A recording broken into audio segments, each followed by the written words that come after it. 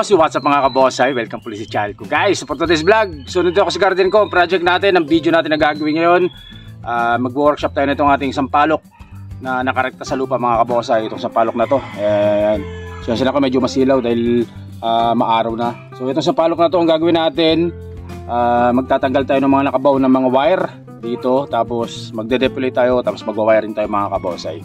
So ayan po, yan ang video natin yung araw na to. So wag natin patagal na, pasukin natin na intro ko. Kaya intro, pasok!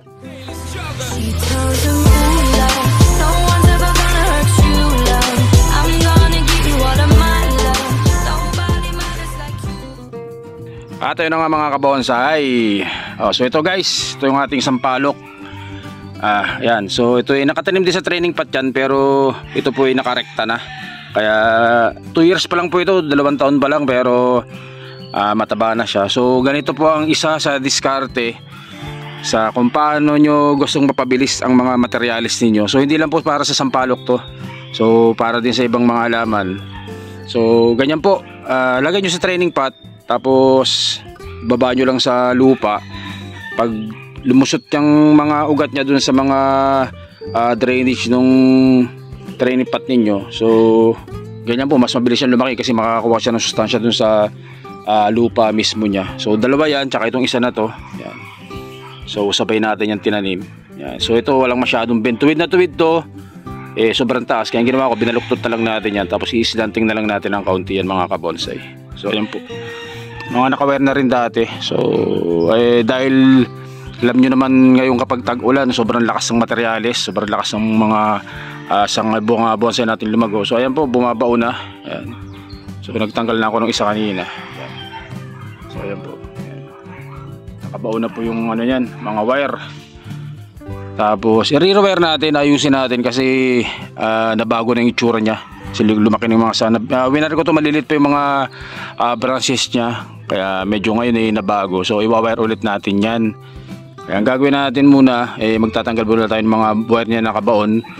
Tapos tayo mag-ano muna tayo, depolate siguro, para hindi tayo magulo dito, masikip.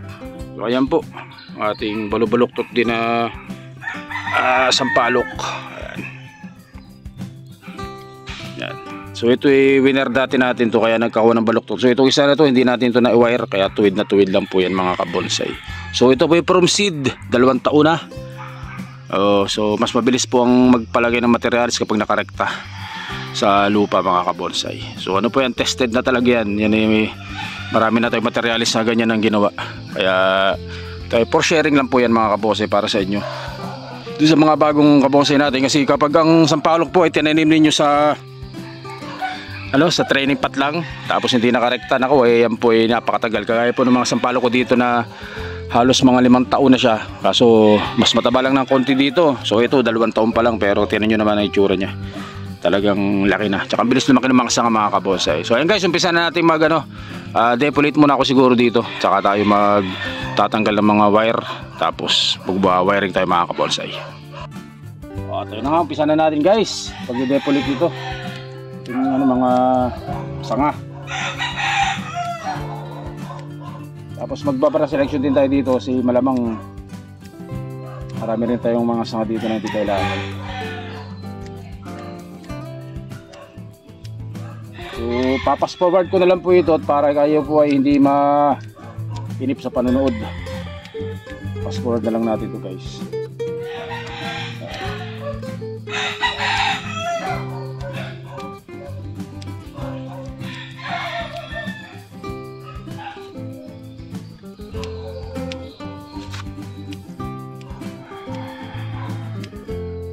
Siyempre yung pass forward natin mag-umpisa in 5, 4, 3, 2, 1.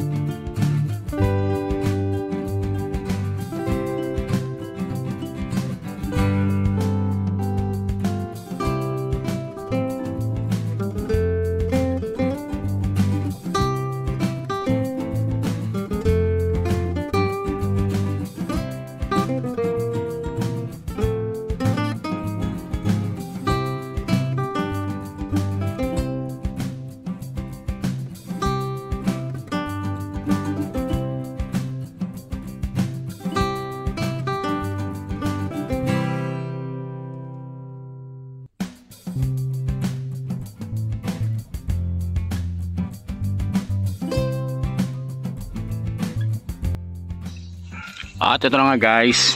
So ayan po.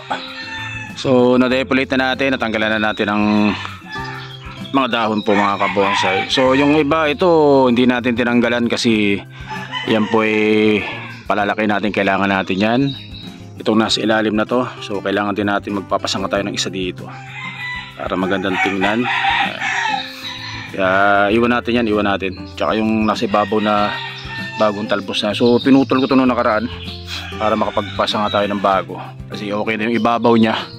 So ang gagawin naman natin guys, syempre tanggalan natin ng wire. Ayun, kita nyo ba mga nakabao na. Bilis lumaki ng bilis lumaki ng mga sanga kapag ganitong rainy season o kapag tag-ulan. So itong panahon na to isa sa pinakamaganda kung gusto niyo magpalaki ng mga sanga ng mga branches niyo. Syempre magpalaki din ng trunk, lalo na po sa mga balete, sa mga banyan. Yan, napakabilis pong magpalaki ng mga sanga ngayon. Kaya yung pa-wild nyo lang po, hayaan nyo lang.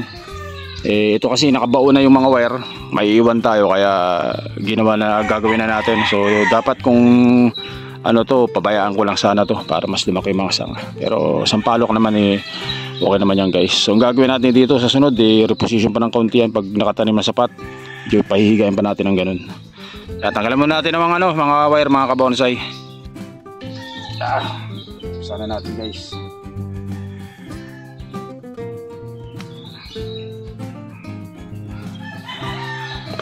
Ng wire.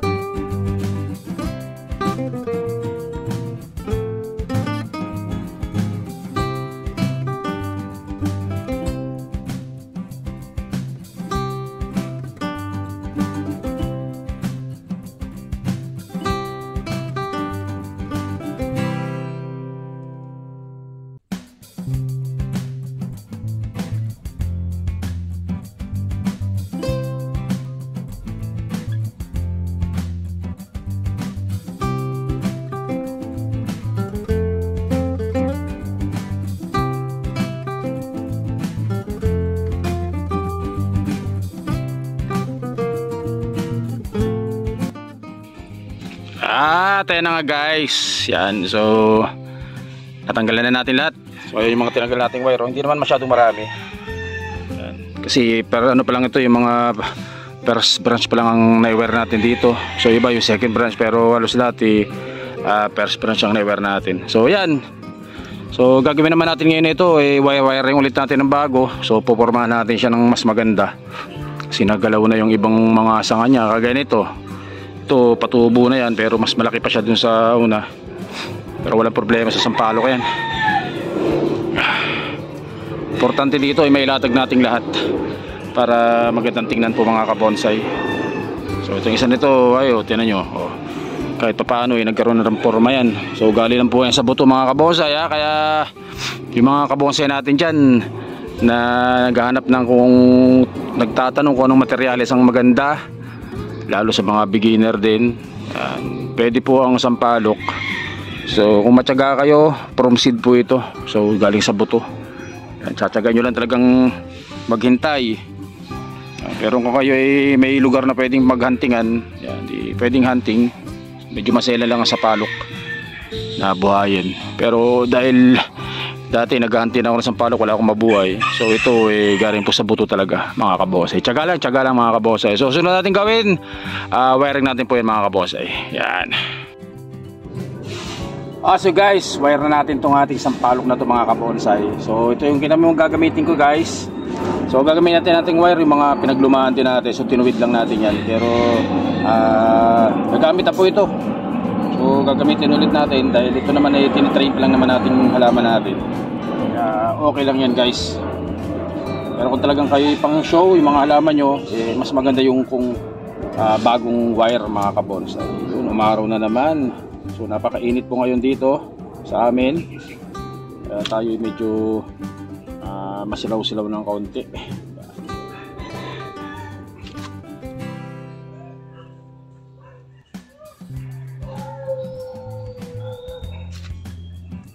Wire na natin ito guys.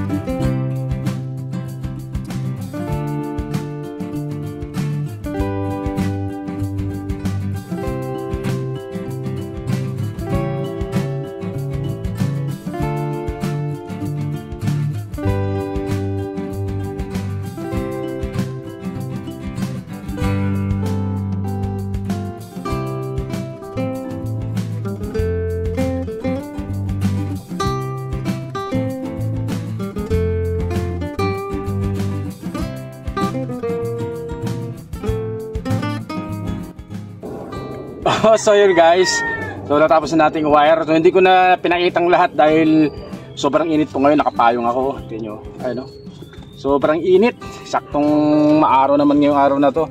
So ayan na po guys yung ating nagawa. Ayan, so na-wire na natin lahat. So ikutin ko yung camera para mas makita nyo mga kabonsai. So guys, so ito na nga po. So ayan, nalatag na natin lahat mga kabonsai. So itong may daon na yan, so masyadong bata pa. So palalaki-laki muna natin bago natin ilatag yan mga kabonsai. So lahat naman po ay na-wire na natin guys. So ayan. So disclaimer lang po sa mga magtatanong Ako po ay talagang hanggang sa ngayon ay nag-aaral pa rin po tayong mag-wire ng maayos. Ayan. Kaya pasensya na kayo kung meron tayong ginawang mali dito o hindi tama. Pero practice lang po na practice. Lagi ko sinasabi sa mga kabonsai natin para tayo po rin ay matuto. So practice rin po tayo ng practice mag-wiring mga kabonsai. So ayan na po yung ating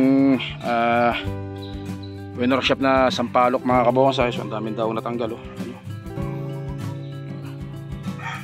So, ito sana gagawin din natin kaso hindi pa naman masyadong baon yung mga wire sa sanga. Kaya tama na muna tong isa na to mga kabonsai. So guys, so hanggang dito lang po muna yung vlog natin. So maraming salamat pa rin po sa patuloy na sumusuporta sa YouTube channel ko. Syempre OLTV Mix Vlog yan mga kabonsai. So ayan po ating sampalok. So yun guys, stay safe. Syempre lagi po kayo mag-ingat. God bless us all po mga kabonsai. Maraming salamat po. Thank you. Hirap.